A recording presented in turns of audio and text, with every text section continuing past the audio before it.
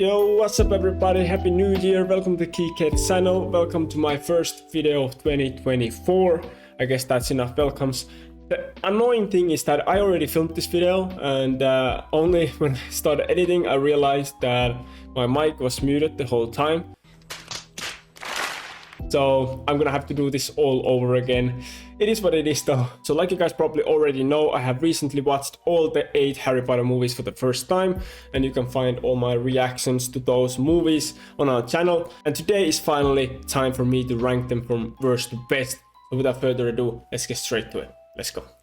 Alright, so here we have all the movies in order. No, they are not in order. Let me just put them in order. God damn it. So now they're in order, so let's start with the first one, Harry Potter and the Sorcerer's Stone. You know, it's the first one, it's the start of the franchise, it's a classic, it's an iconic movie, and honestly, it's one of the most memorable, not maybe with like some crazy moments, but just the basic, the plot, the story, you know, you get to know the backstory of a lot of these characters and, you know, first meet all these cool characters, not just the main characters, but also the teachers. For example, Snape and Dumbledore, who both have a big part to play later on in the franchise. And also we see Voldemort for the first time, or basically what was left of him at that moment. So a lot of interesting stuff happened, very memorable story. The movie felt very like complete. It was easy to follow and it didn't feel so long. So I really enjoyed it. The only problem that I had with it was that, in my opinion, they used the main theme too much. Like, it felt like they used it in every single transition from scene to another. Or at least in the transitions where like there was a time gap between the scenes. Like, I just wish there would have been more variety when it comes to the soundtrack. It just felt kind of repetitive. So that's my biggest problem of the movie. But otherwise, I really enjoyed it. I'm gonna put it straight to A tier. I don't think it's quite S tier when compared to all the other movies, but yeah, I think A tier is pretty fair. Next we have Harry Potter and the Chamber of Secrets. Again, this is a great movie also. I don't think it's on the same level as the first one, in my opinion. Interesting storyline, the whole Chamber of Secrets was interesting. Seeing, you know, Tom Riddle, young Tom Riddle from the diary, the Horcrux or whatever. That was very cool. And again, more new characters that had a lot to do in the later stages of the franchise. And yeah, very interesting. Maybe a bit too long for my taste. Like, I wish it would have been a bit shorter of a movie, but still very enjoyable. Really enjoyed it. I think I'm gonna put Chamber of Secrets to B tier. I think that's pretty fair. And honestly, I'm already gonna say I doubt I'm gonna put any of these to C or D tier, especially not D tier. Like, this is basically just pointless. Okay, none of them are bad enough to go to that tier. You know what I mean? Let's continue with the third one, which is honestly maybe even my favorite. Enjoyable story, not too long. Like I said, the Chamber of Secrets felt a bit too long. It felt like there was some filler parts to it, like, or some parts that they could have, you know, some scenes they could have taken out without losing the main story. And yeah, with this one I really enjoyed it through and through. From start to finish, it didn't feel too long at all. Again, more new characters, including my favorite character, Sirius Black. Gary Oldman is an amazing actor. Every single character that I've seen him play has been awesome. So yeah, a great actor. And then also Remus, I think was his name, the new teacher who turned into werewolf. Very cool character and also important character in the later stages of the franchise. Very important movie for the franchise. A lot of new stuff that we learned.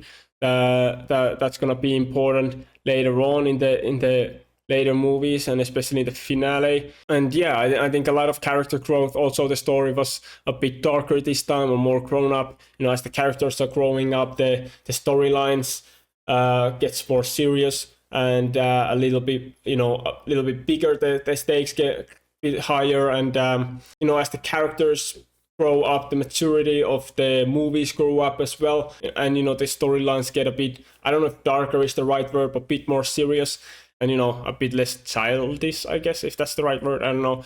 Honestly, I'm gonna put it straight to S tier. One of my favorites of them all. Really like that movie. Next we have Harry Potter and the Goblet of Fire. This one is probably my least favorite. It was great movie, don't get me wrong, I really enjoyed it. I'm definitely gonna watch it again someday, but it felt pretty long. I don't remember if it was even that long, but it felt very long. Big part of the movie was just felt so pointless. Like the whole main part of the movie, the Goblet of Fire tournament itself didn't drive the main story of the whole franchise forward, the whole Voldemort Harry Potter thing. It felt very like sidetracked for a while, and then only at the end we had, you know, continuity to what happened before, and little bit Easter eggs of what's to come later, you know, with the whole Voldemort scene at the end, and Robert Pattinson's character, whose name I don't remember, dying. I don't know, maybe that's unfair. Do you guys agree or disagree? Let me know in the comments. But I don't know, it's just, to me, it just felt like they just spent too much time with the tournament. I don't really know what the tournament had to do with the, you know, the bigger picture, I guess. So yeah, I'm between these one, but honestly, I'm gonna be fair, and I'm gonna put it to B tier. Yeah, let's stick with the B tier for now. Next we have Harry Potter and the Order of the Phoenix. Very enjoyable movie. We learned more about Dumbledore, learned about his secret society, is what they call it, I think. The Order of the Phoenix. I mean, not only Harry's parents used to be part of it, also Ron's parents are part of it, Sirius Black is part of it, Remus is part of it, a couple new characters, which I don't remember. Moody, also, that the new teacher from Goblet of Fire, was also part of it. Great character as well. I'm gonna be honest, this movie also felt a bit long. I don't remember if it was. I don't know if it was, but that's just remember like thinking that it felt a bit long. And yeah, also we got introduced to Bellatrix Strange. So Helena Bonham Carter's character, she's a great actress as well. I'm gonna put this to A tier behind the first movie. Enjoyed this movie a lot. Not S tier for me, but also better than these two. So yeah, I think that's a good place for it. And then next, only 3 movies left. Next we have Harry Potter and the Half-Blood Prince. We learned a lot more about Snape. Well, we learned even more about, you know, Snape in the last movie, but we're gonna get to that later on. But yeah, we learned about him being the Half-Blood Prince. You know, we had Dumbledore dying scene, which was very sad. We found about the Horcruxes and, you know, Dumbledore and Harry trying to find and destroy those Horcruxes. Very, very interesting storyline there as well. This is one of those movies, you know, where, you know, one of those technically bad guy wins movies, I guess. I hope that's the right way to put it. Kind of similar to, for example, The Empire Strikes Back in Star Wars movies, where the Han Solo thing happens and Luke loses his arm and all of that stuff. Or Pirates of the Caribbean 2, what was it, Dead Man's Chest or something like that, where, you know, Jack Sparrow dies at the end. And then also Avengers Infinity Wars, of course, that took that whole concept to the next level with the ending there before Endgame. And, you know, that was kind of the same deal for, you know, MCU and the Infinity Saga. So yeah, kind of where, you know, Dumbledore dies and Harry Potter has to escape and stuff like that. Very, very scary stuff. I'm gonna put it to A tier, and I'm gonna put it here, just behind the Sorcerer's Stone, but before the Order of the Phoenix. I think this is a good position for it, yeah. And then we have come to the end, the last 2 movies. But since the last movies are basically a one whole movie, you know, the first and second part of one big storyline or finish of the whole saga, so I'm going to, you know, rate them as a full package, not just separately, because honestly, otherwise the quality of the movies are very similar. I think, in my opinion, I really enjoyed it. I think it was a perfect finish for the story. The character growth has been amazing throughout the whole saga, but, you know, it peaked, of course, in these last 2 movies. It was great to see the whole, was it, you know, 15 or 10 or how many years later scene. That was cool as well. We got to see where the characters were, you know, later on as an adults. And yeah, I think it was a perfect finish.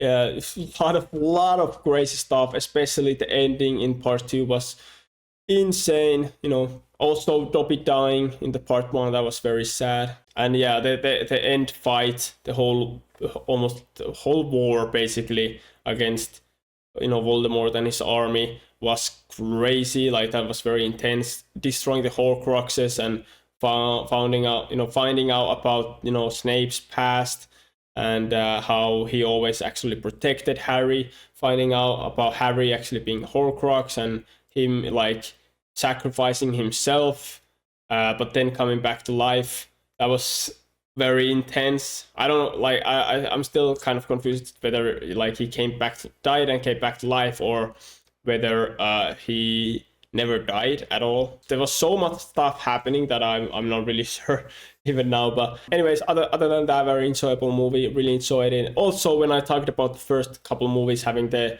main theme problem where they like, in my opinion, overused the